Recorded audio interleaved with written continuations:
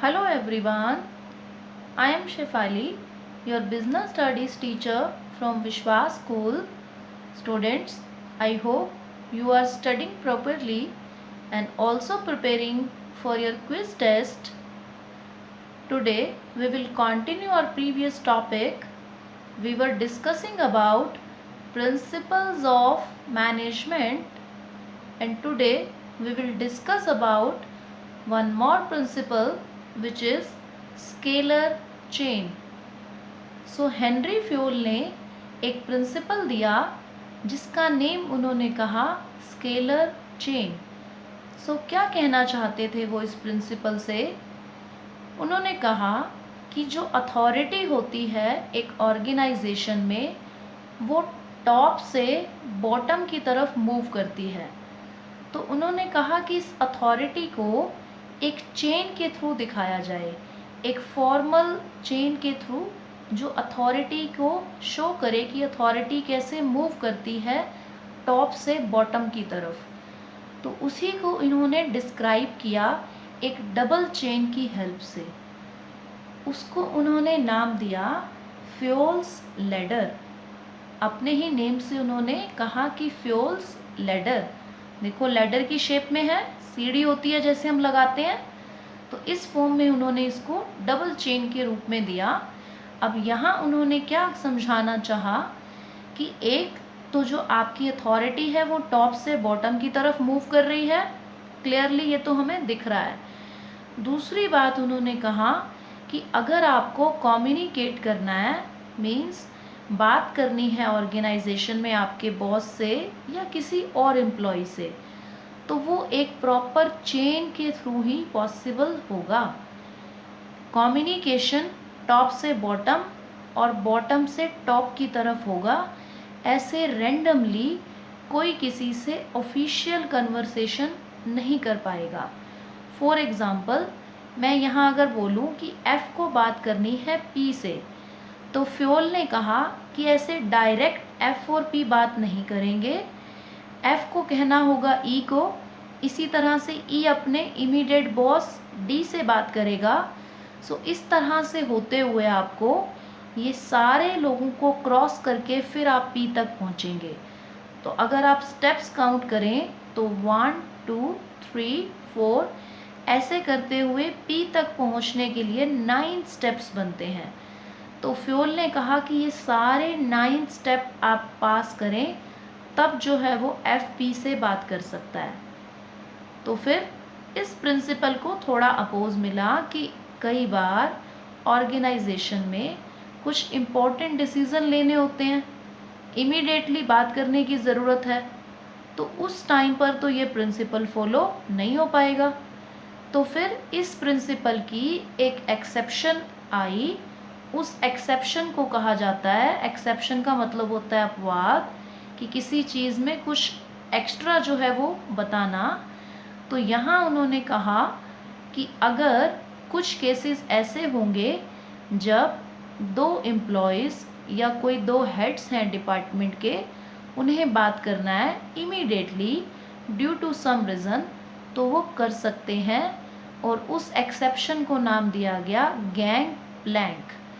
Gang Planck का मतलब है ये कि जब 2 लोगों को आपस में बात करनी है तो वो बिना इस पूरी लैडर को फॉलो किए आपस में बात कर सकते हैं, लेकिन इसकी एक कंडीशन रखी गई. वो कंडीशन ये कि उन 2 लोगों का सेम लेवल पर होना ज़रूरी है, सेम रैंक होना चाहिए. देखो F और P का रैंक सेम है तो गैंग प्लैंक फॉलो हो सकता है यहाँ पर. लेकिन अगर F चाहे कि मैं N से बात कर लूँ या मैं Q से बात कर लूँ, तो फिर तो गैंग प्लैंक भी अलाउ नहीं करेगा. लैडर तो पहले ही मना कर रही है ना, लैडर तो कह रही है सारे स्टेप से होके जाओ, लेकिन फिर भी हमने तो गैंग प्लैंक का यूज़ करके बात की. तो सेम रैंक या सेम लेवल का होना ज़रूरी है गैंग प्लैंक लगाने के लिए. ओके, सो 2 चीज़ें हो गई. एक, आप लैडर को पूरा फॉलो कर लें सारे स्टेप्स, नहीं करने तो सेम लेवल के लोगों से बात हो सकती है. जैसे E जो है वो O से बात कर सकता है डायरेक्टली, और किसी से डायरेक्ट बात नहीं हो सकती उसकी, या वो अपने बॉस से बात करे यानी D से. उसके ऊपर जो बैठा है वो उसका बॉस है या वो उससे बात करे। ओके, सो ये थी आपकी स्केलर चेन। तो यहाँ पर अब स्केलर चेन को जो लाने का बेनिफिट था वो क्या था, मीन्स इसके क्या पॉजिटिव इफेक्ट हमें देखने को मिले कि एक तो क्लियर अथॉरिटी है, आपको क्लियरली दिख रहा है कि किसके पास कौन आपका इमीडिएट बॉस है, किसके पास अथॉरिटी है, तो क्लियर है यहाँ पर। सबसे पहले तो ये बात हो गई कि clarity of responsibility and authority.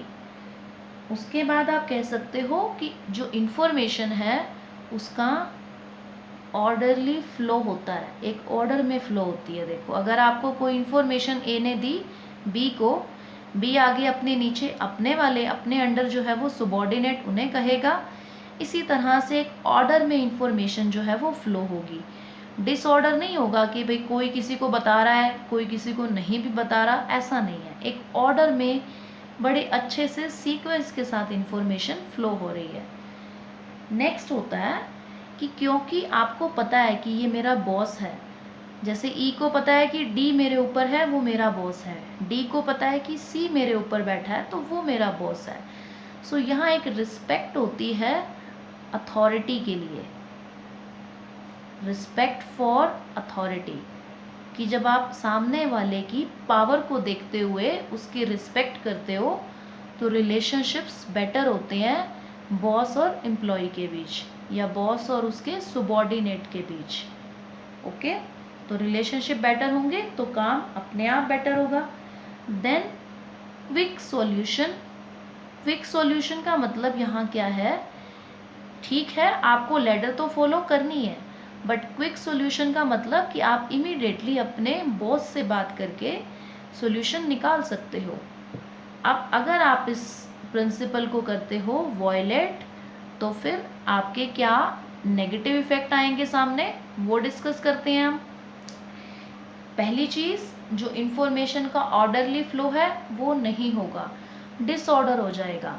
कोई किसी को इन्फॉर्मेशन दे रहा है, कोई इन्फॉर्मेशन जो है वो अलग करके उसको थोड़ा बदल करके दे रहा है, क्योंकि यहाँ पर कोई सीक्वेंस तो है नहीं अगर आप उसको वॉयलेट कर रहे हैं तो। और अगर आप इस चेन को फॉलो नहीं करते हो, वॉयलेट कर रहे हो, तो अथॉरिटी की तरफ आपकी रिस्पेक्ट भी नहीं है, आप अपने बॉस को भी रिस्पेक्ट नहीं करोगे, तो फिर रिलेशनशिप्स बिटर होंगे और प्रॉब्लम्स भी इंक्रीज होंगी। तो ये सारे हो गए आपके वॉयलेटिंग इफेक्ट्स। ओके, अब हम आ जाते हैं हमारे नेक्स्ट प्रिंसिपल पर, that is principle of order. अब ये प्रिंसिपल क्या कहना चाहता है आपको, ये कहता है कि हर चीज़ ना ऑर्डर में होनी चाहिए। अब ऑर्डर में होनी चाहिए तो मतलब क्या, मीन्स दो तरह की चीज़ें एक ऑर्गेनाइजेशन में यूज़ होती हैं। एक तो होते हैं ह्यूमन बीइंग जो काम को करते हैं, तो हम कह सकते हैं ह्यूमन रिसोर्स। दूसरा होता है आपकी मशीन्स और आपका रॉ मटेरियल जिससे आप प्रोडक्शन करते हो, तो उसको कहा जाता है फिजिकल रिसोर्स। तो इन दोनों का एक ऑर्डर में होना ज़रूरी है। ह्यूमन रिसोर्स के लिए कहा जाता है कि right people at right job, कि एक राइट इंसान राइट पीपल राइट जॉब पर होगा तो वो अपने आप ऑर्डर में आ जाएगा। और फिजिकल रिसोर्स यानी जो मटेरियल रिसोर्स थे आपके, उनके लिए कहा जाता है right thing at right place, कि राइट थिंग्स आपकी राइट प्लेस पर होनी चाहिए। मीन्स मशीनें अपनी सही जगह पर हों, रॉ मटेरियल आपका सही जगह पर हो, देखो तभी काम हो पाएगा। अगर आपको पता ही नहीं है कि कौन सा माल कहाँ रखा है तो प्रोडक्शन हैम्पर होगा, इंटरप्शन आएगी उसमें। तो right things at right place and right people at right job, ये इस प्रिंसिपल में बोला गया। अब क्लियरली दिख रहा है बेनिफिट कि चीज़ें ऑर्डर में होंगी तो अपने आप काम स्मूथली चलेगा। सो इसका जो पॉजिटिव इफेक्ट है वो फर्स्ट आप क्या कह सकते हो कि आप अपने रिसोर्सेज का कंप्लीट यूटिलाइजेशन कर पाओगे। ह्यूमन रिसोर्स का भी और फिजिकल रिसोर्स का भी। सो आप कह सकते हो कंप्लीट यूटिलाइजेशन ऑफ रिसोर्सेज, कि रिसोर्सेज का कंप्लीट यूटिलाइजेशन होता है, क्योंकि चीज़ें ऑर्डर में होंगी तभी उनसे काम आप ले पाओगे। उसके बाद आपका टाइम जो है वो सेव होता है, क्योंकि देखो अगर चीज़ें जो है वो ऑर्डर में ना हो तो टाइम लगेगा ना उन्हें सेट करने में। तो हम अगर इस प्रिंसिपल को फॉलो करेंगे तो टाइम सेव होगा आपका, तो बेटर डिसिप्लिन आता है। ओके, अब इसके वायलेटिंग इफेक्ट ठीक इसके उल्टे हो जाएंगे कि आपका यूटिलाइजेशन नहीं हो पाएगा अच्छे से, टाइम आपका जो है वो वेस्ट होगा चीज़ों को सेट करने में, और डिसिप्लिन नहीं होगा तो काम में बार बार इंटरप्शन आएगी। ओके, अब हम बात करते हैं नेक्स्ट प्रिंसिपल की, जो है हमारे पास प्रिंसिपल ऑफ इक्विटी। क्या कहता है अब ये प्रिंसिपल हमें? ये कहता है कि एक ऑर्गेनाइजेशन में सारे एम्प्लॉयज़ को आपने फेयर ट्रीटमेंट देना है, फेयर तरीके से उन्हें ट्रीट करना है। मीन्स कास्ट, जेंडर या किसी भी बेसिस पर उनके साथ जो है वो आपको बाइसनेस नहीं करनी है। ओके, इक्विटी मतलब इक्वल ट्रीट करो सबको। कोई भी ऐसी आपने बेसिस नहीं बनानी कि जिससे आप किसी को अपना नियर और डियर पर्सन रख लो और दूसरे को आप जो है वो अनफेयर ट्रीट करो। फॉर एग्ज़ाम्पल, 2 लेबरर्स काम कर रहे हैं, एक ने जो है वो पर डे में 10 यूनिट्स का प्रोडक्शन किया, दूसरा लेबरर जो है उसने प्रोडक्शन कम किया, उसने सपोजिंगली 7 यूनिट्स प्रोड्यूस किए। अब अगर आप उन्हें दोनों को ही पर डे सेम दे रहे हो, बिकॉज जिसने कम किया वो आपका जो है कोई रिलेटिव है और आप दोनों को सेम पैसा पे कर रहे हो पर डे का, तो यहाँ आप इस प्रिंसिपल को वायलेट कर रहे हो, प्रिंसिपल ऑफ इक्विटी को वायलेट करा आपने। ओके, या हम बात करें कि प्रमोशन देना है, आपने सोचा कि हमें फीमेल है तो फीमेल जेंडर की बजाय मैं मेल जेंडर को प्रमोट करता हूँ, तो यहाँ भी प्रिंसिपल ऑफ इक्विटी आपने वायलेट किया। सो ऐसा नहीं करना है आपको। फ्योल ने बोला कि आपको सारे एम्प्लॉयज़ को इक्वली ट्रीट करना है, फेयर ट्रीटमेंट देना है। तो इसके पॉजिटिव इफ़ेक्ट क्या होंगे अगर आप इस प्रिंसिपल को फॉलो करते हो? वेरी क्लियर कि आपके जो एम्प्लॉयज़ हैं उनके बीच सेटिस्फेक्शन का माहौल आएगा, डेडिकेशन से काम करेंगे, काम जो है वो आपका स्मूथली चलेगा, आपके एम्प्लॉयज़ और ज़्यादा इम्प्रूव करने की कोशिश करेंगे। ये सारे हो गए पॉजिटिव इफ़ेक्ट। अब बात करते हैं वायलेटिंग इफ़ेक्ट की।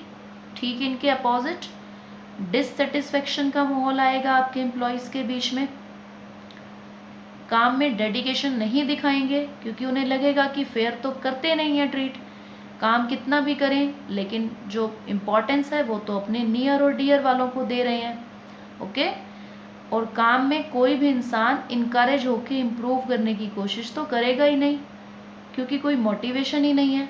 ओके, सो ये सब होते हैं आपके violating effects. That's all for today. Study this topic very carefully. Thank you so much.